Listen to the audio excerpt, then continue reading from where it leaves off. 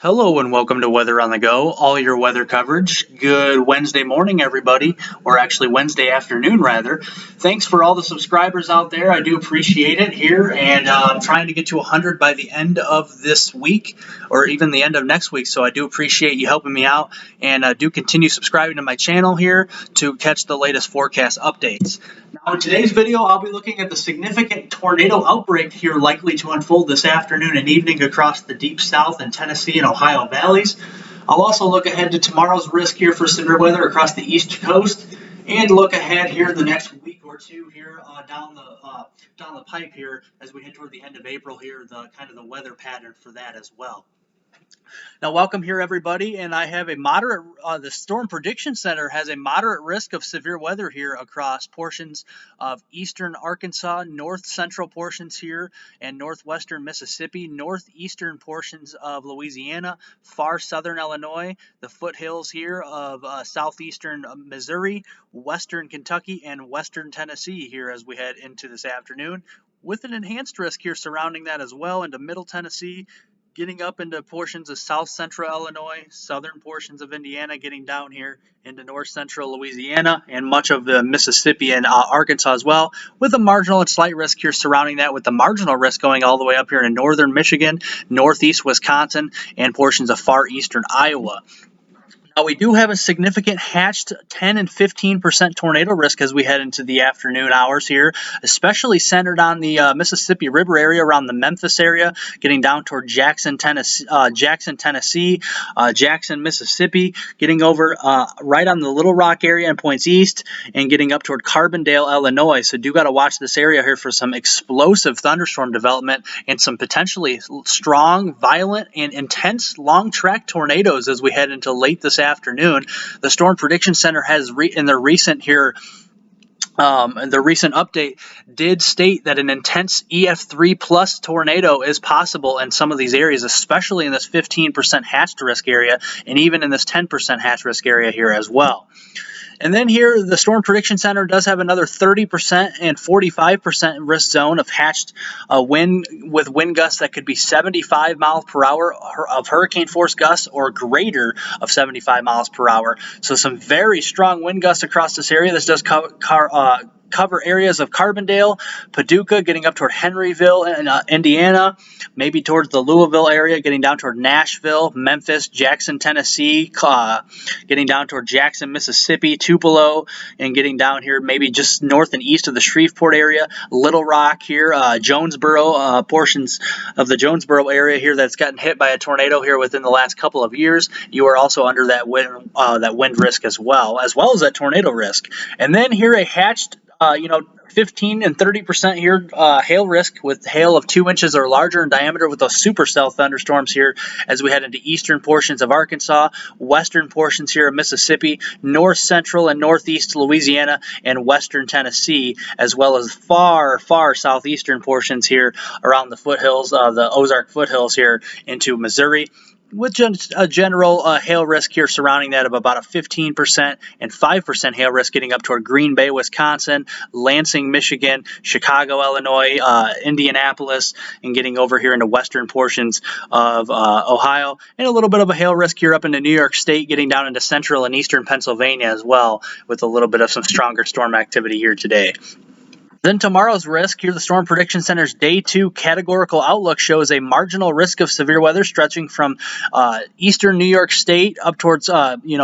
Massachusetts, Connecticut, Rhode Island, and on south here towards the Carolinas, Virginia, Maryland. Here this does cover Washington, D.C., getting down towards New York City, portions around Baltimore, getting down here into Raleigh, North Carolina, near the Myrtle Beach area, getting down toward Columbia, South Carolina, getting down just north and west of Savannah, Georgia, just close to the Atlanta area, and then getting down here into Panama City and Pensacola, Florida, Tallahassee. These areas here are in play as we head into tomorrow. For back to today's risk here, temperatures will be warming into the 70s across the mid-south to the Tennessee and Ohio valleys. Temperatures will be kind of averaging around the low to mid 70s. Some lower 80s are possible, especially where stronger destabilization of the air mass can kind of override some of that MCS, the decaying MCS mesoscale convective system that here pushed on through here as we head through the area last night. That produced some strong damaging winds, some large hail, and even a couple of tornadoes across portions here of the southern plains and the central plains here overnight last night. And then you can see dew points will be rising well into the 60s across the mid-south, even closing in on 70 degrees, especially with southward extent here into southern portions of Arkansas, portions of Louisiana, getting down to northeast Texas. But generally, dew points in the mid to upper 60s will be supportive of some pretty high Cape valleys here. As you can see, the instability will be growing into the 2,000 plus range, especially from Memphis on south here in the northwestern portions and western portions here of Mississippi, getting down to Louisiana, southern and southeastern portions of Arkansas, and even some instability getting up here in Illinois as well, but a lot less instability and convective available potential energy here levels as you get farther north, especially as you get up into central Illinois and central portions here of Indiana. Now you can see here with the bulk shear output here from the 3km NAM model, you can see a lot of shear values, very impressive here, low and mid-level jet punching into these storms, and this will continue to kind of move to the east, weaken so a little bit as it does so, but still a lot of shear pushing into Arkansas, western Tennessee, southern Illinois, southeastern and southern portions of Missouri as we head into today, and that will aid and foster in the threat for some severe weather, especially if we can get some here discrete supercells just ahead of the main organizing squall line that pushes from west to east here quickly. And accelerates over probably about 50 miles per hour from west to east across this area as we head into the afternoon. So definitely have to watch that potential. And we do see supercell composite here. He's pretty high on the scale here, kind of between about 12 and about 20 or so here on the scale. So some pretty high values, and this is here showing up around western and middle Tennessee, including Nashville, Memphis, getting down to Tupelo, Mississippi, near the Jackson, Mississippi area, up toward Jonesboro, getting down toward Shreveport, and then kind of up toward Louisville, Kentucky, rather, and Henryville, Indiana, getting down here towards the Carbondale and Paducah areas as well. And then the significant tornado parameter, some pretty high values, especially with southward extent here, especially as you get down toward the higher Cape value and instability areas down into north central portions here of Louisiana, much of eastern and southeastern portions here of Arkansas, northern and northwestern portions here of Mississippi, and also western portions of Tennessee. This is a sounding of the just a general sounding of the northwest Mississippi area here earlier this afternoon. See a very strong hodograph. This shoots way up into the atmosphere here and kind of curves out with that very strong anvil, and it does have a possible hazard tag of tornadoes. Could even have some PDS tornadoes, EF3, EF4, EF5 type tornadoes today. If we can have some very strong supercells develop, that will be the case. A little bit of a cap on the atmosphere, but this should break very easily in the atmosphere here as we head into the upper levels, as we head into the afternoon hours. A lot of dry air aloft, as you can see between the red and the greens here, a lot of drier air, so these downdrafts will have a lot of here drier air pushing down on these pushing down towards the surface, so a lot of damaging winds, some strong damaging winds here as well. When you have D-Cape values over 1,000, and in this case up near 1,300, that is supportive of 80 to 90 mile per hour wind gusts or stronger, so some very strong wind, and straight line winds can do damage just as much as a tornado as well. So even if you don't get a tornado, these widespread damaging winds in the enhanced and moderate risk areas especially could still be very damaging here, just kind of like an EF0 or even an EF1 tornado, so do want to be on lookout for that. This is the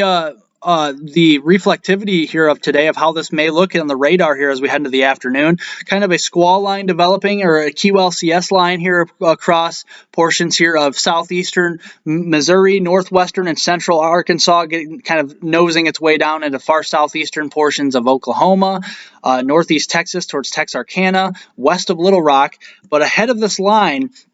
you could see some discrete supercell structures trying to develop here on this reflectivity, and these are the ones that could pose the risk in this moderate risk area for some intense supercell structures that could be here,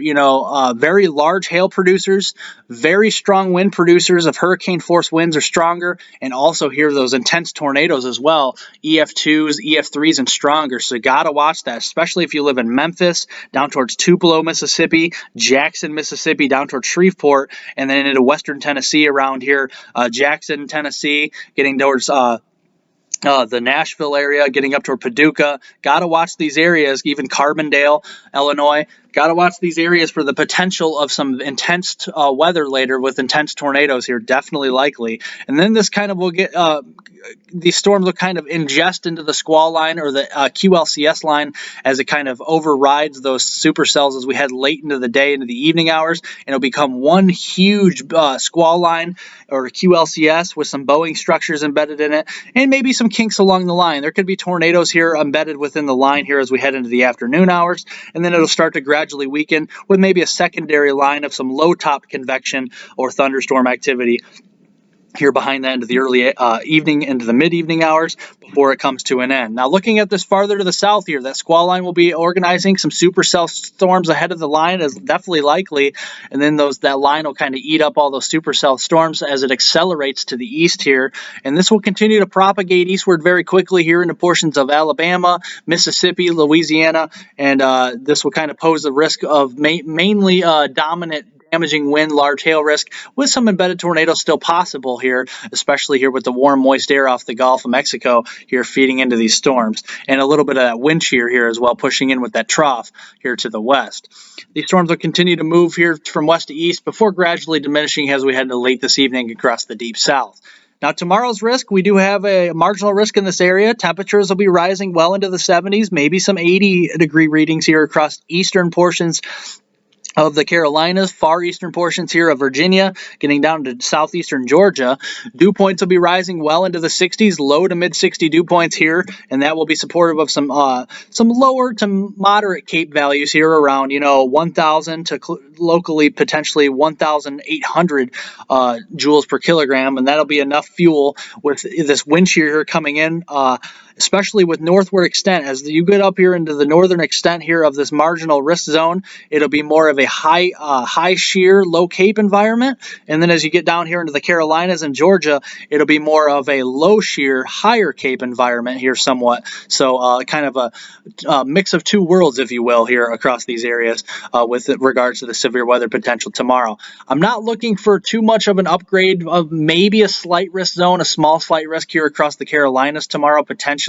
But I do think the marginal risk does look here reasonable for right now.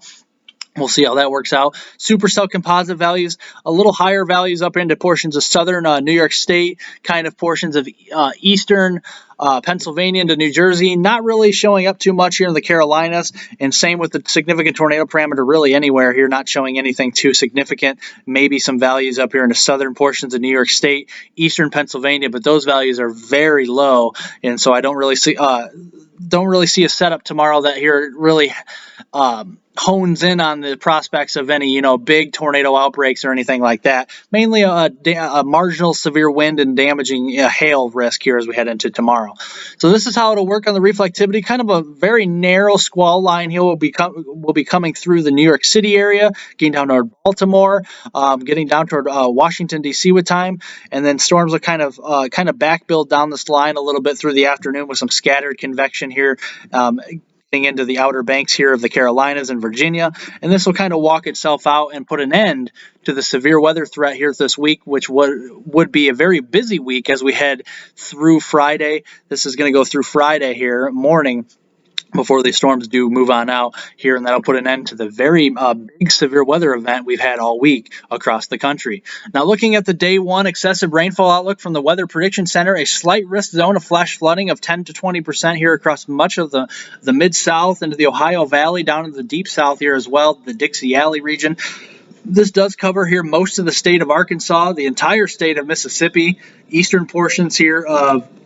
Louisiana, including New Orleans, getting up toward Jackson, Mississippi, Jackson, Tennessee, Nashville, getting up toward Louisville. Pretty much the entire state here of Indiana and most of southern and eastern Illinois here as well, up toward the Champaign-Urbana area, getting down towards St. Louis and down toward Little Rock and Jonesboro as well, with a marginal risk of flash flooding here surrounding that, going all the way up to the Canadian provinces, all the way down to the Gulf of Mexico.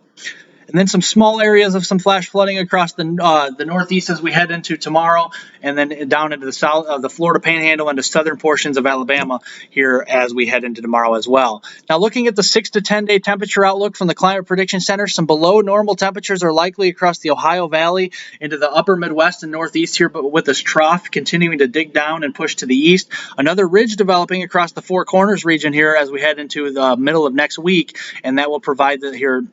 chance for some more here wildfire danger across those areas with the ongoing drought, and the much below average here precipitation across much of the center of the country, some above average precipitation in the Pacific Northwest, and some slightly above average precipitation across here the eastern seaboard. This is going through Friday, April 22nd. Now, looking at the 8 to 14 day temperature outlook from the Climate Prediction Center, that trough will continue to push east with slightly below average temperatures here going through the end of the month, and then another trough pushing into the Pacific Northwest behind that toward the end of the month, with a ridge developing in the middle of the country, and that could set the stage for yet another storm system as we head toward the middle of the country here as we head toward the end of April, so I'll be keeping an eye on that. With some slightly above normal precipitation across the northern and central plains up into the Great Lakes and upper Midwest, back toward the Pacific Northwest, slightly drier than normal, or normal precipitation at least here across the Four Corners, and drier than normal conditions are possible across the eastern seaboard into the Tennessee Valley and the southeast as we head through Tuesday, April 26th, toward the end of the month.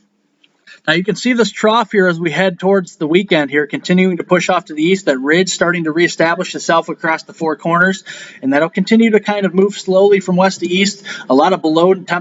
normal temperature anomalies across the Great Lakes and Northeast once again going into early next week, but that ridge will continue to push to the east. And as we head into the middle of next week, I'm seeing some signs, at least on this GFS model here of the midday GFS, of a ridge here, at least a broad ridge